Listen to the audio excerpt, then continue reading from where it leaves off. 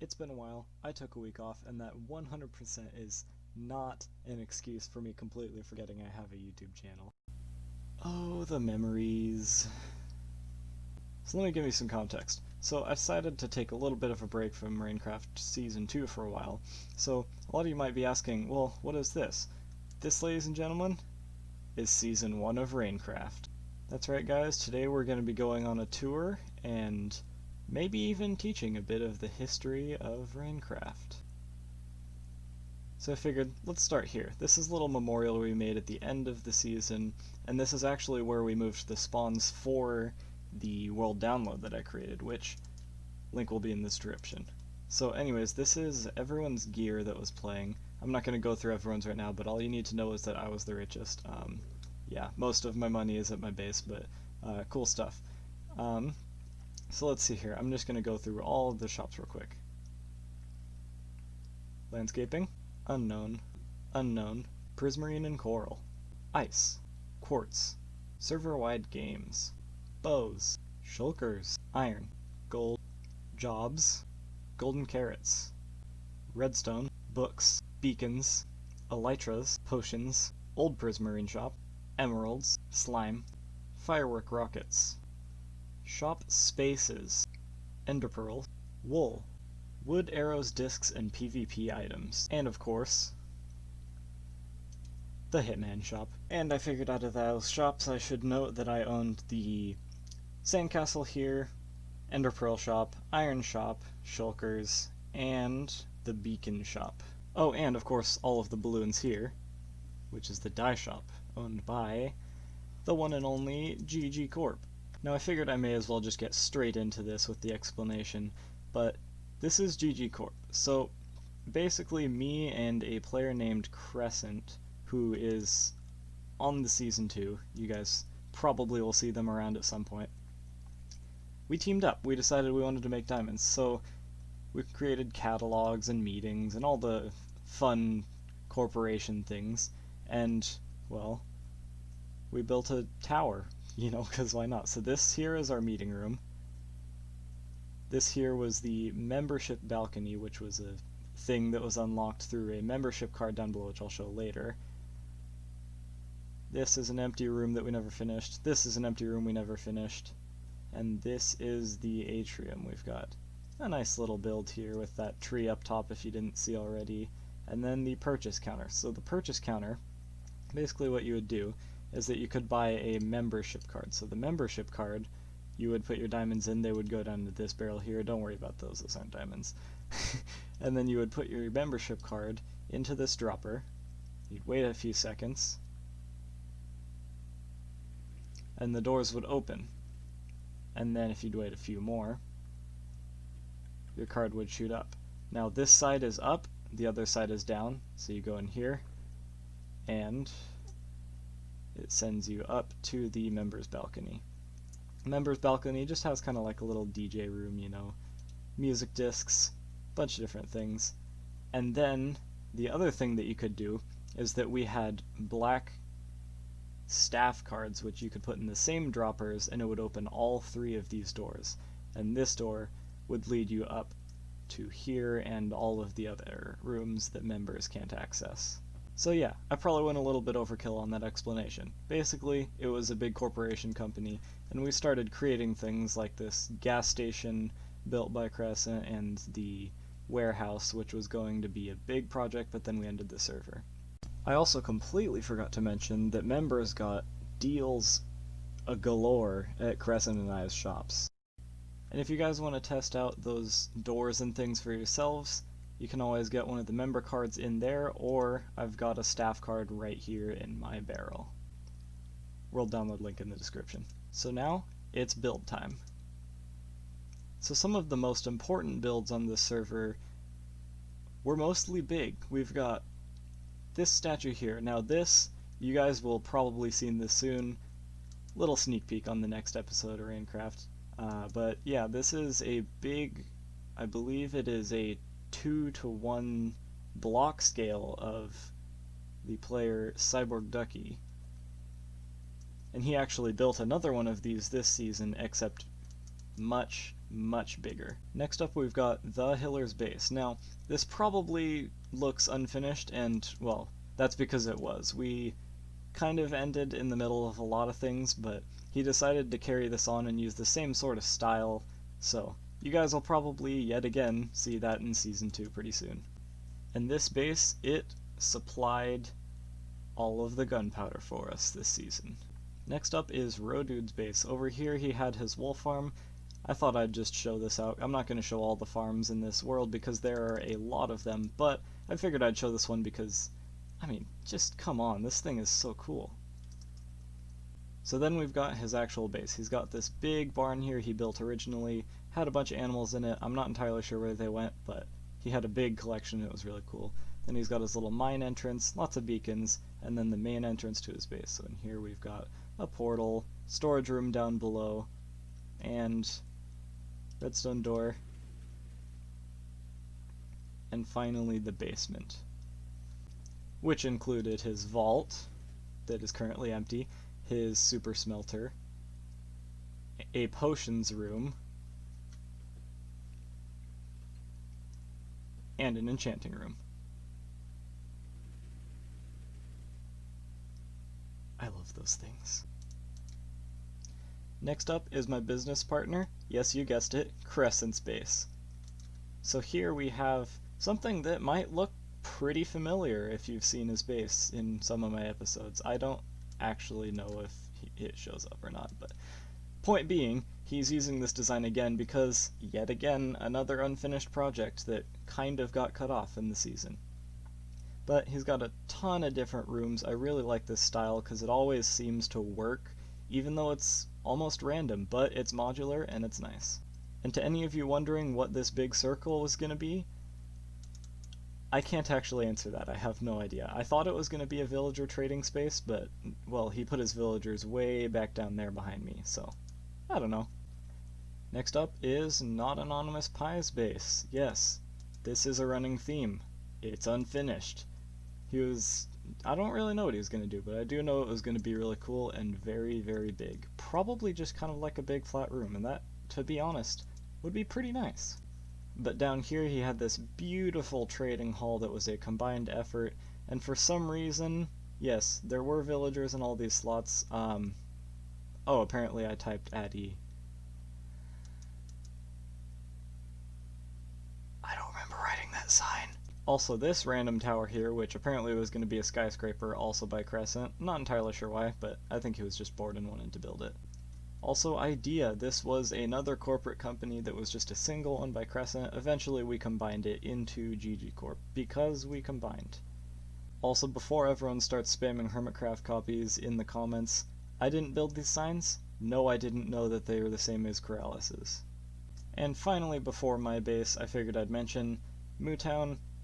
As you can see here, he was a nomad boy. He actually joined the season really late because he was in another server that he was focused on, so he didn't actually have a base. And then Method Music, well, there wouldn't be much to show, but his base is just a large crater as shown. His base got blown up by a prank gone wrong. Yeah, that was the thing. Oh, and I actually forgot about Cyborg Ducky's base. His was actually really cool. I remember at the very beginning of the season, yay memories, I accidentally wandered upon it. I'm not entirely sure how because my base was way over there, so I must have traveled far.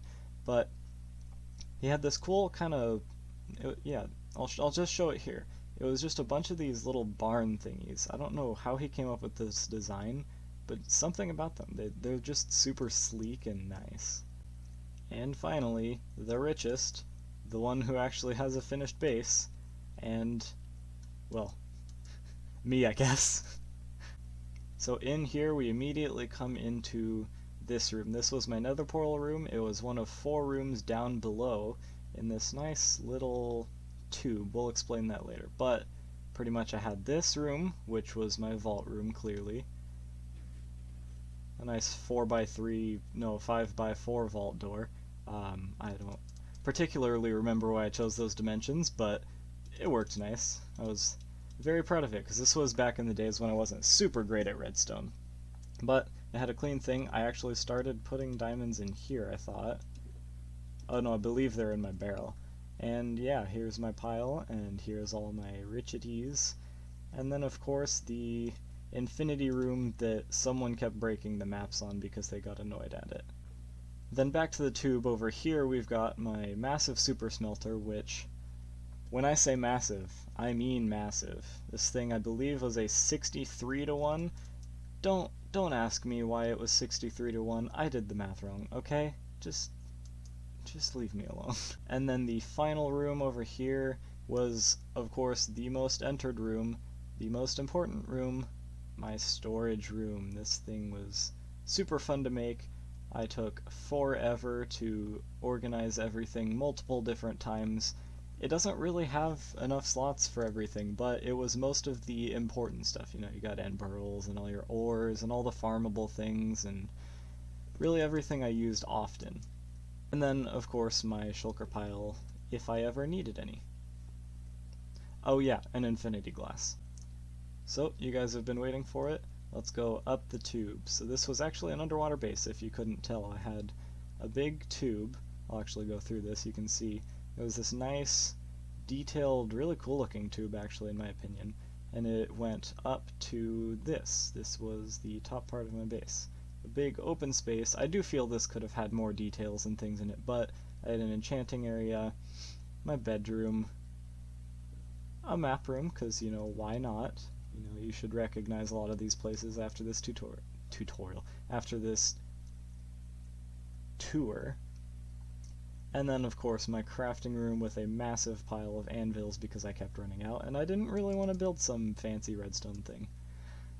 And then, finally, time to get an overview shot. Yes, this was something I was very proud of. Almost completely forgot to mention this. I had a Guardian farm. Yeah, it was a painful build. It's not even a full Guardian farm. It's just, you know, the bubble column ones that go in the back. I mean, it was plenty efficient for what I needed, but, you know, I'm never doing that again. I will eat my words soon because, you know, I might actually have to. And then finally, some of my most proud works, my farming district. Now, this involved a lot of things. I gotta say, this really was such a perfect place for a farming district. It had a skeleton spawner down below the surface here, which of course I used, and I turned it into this cool little bony entrance. I was pretty proud of that design, it looks nice. And then I had my iron farm, which of course can go anywhere, but this was in 1.15, so villager mechanics were still broken. Hooray! Which meant I had to use Nembon's 1.15 iron farm. This thing was super efficient. Got me a ton of iron, and that was part of my biggest living in this server. Other things include villager breeder, small villager trading station, cactus farm, a slime farm way down below with the entrance right in here as marked by that slime thing, and somewhere over there a flower farm. Oh, and of course this ugly cocoa bean duplicator. And other very honorable farms include Not Anonymous Pie's tree farm, which this thing is completely covered in path grass and hoppers underneath. That took a long time for him. As well as Crescent's industrial district, which involved a lot of boom booms because he was bored, and a bamboo farm in there, sugarcane farm in here, and I don't remember what this was going to be. And finally, Rodude's skeleton spawner. This thing, I mean, man, it is small, but when you go inside, it is so detailed. Like, the attention to just make it just look... I'm speechless. I remember the first time walking in here was, we actually did a block hunt. We did a diamond block hunt in the middle of the season because we were bored and we wanted to do a game. And his ended up being in here, way up there somewhere, through some crazy pathways.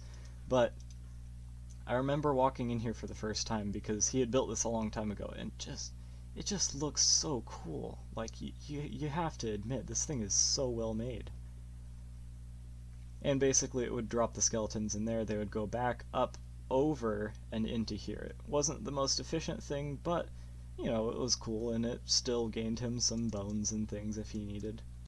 And that is all I have to show you guys. So, the final thing I want to do is achievements. Now, personally, you guys already know I was by far the richest, and the other thing that I definitely found myself proud of is that I built a lot of farms. This definitely was coherent with my richness, because almost every single shop that I owned was stocked based off of farms. Oh hey, I forgot 3 diamonds.